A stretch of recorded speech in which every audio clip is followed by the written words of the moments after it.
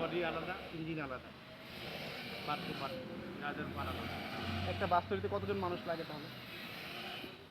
বাস তৈরিতে ম্যাক্সিমাম 30 জন মানুষ লাগবে। 30 জন মানুষ লাগে।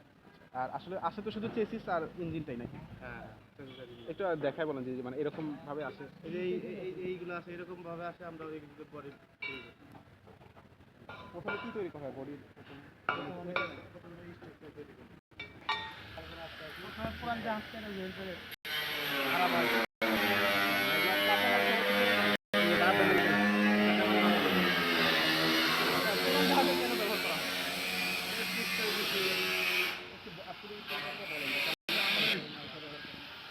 আমরা পুরো জাহাজ যে প্লেন সিটগুলো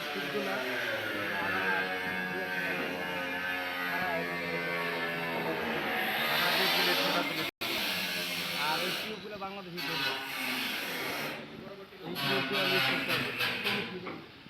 পুরান জাহাজের মালামাল ব্যবহার করার সুবিধা কোন কোন জায়গায় আছে?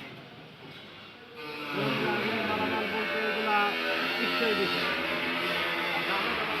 দামও একটা ব্যাপার আছে, টিকসই বেশি। মানে নতুন কি এই কোয়ালিটির কিনতে গেলে দাম বেশি পড়বে এরকম? অবশ্যই এটা একটু বলেন যে কেন পুরানো? আমরা নতুন পাওয়া যায় না, জাহাজের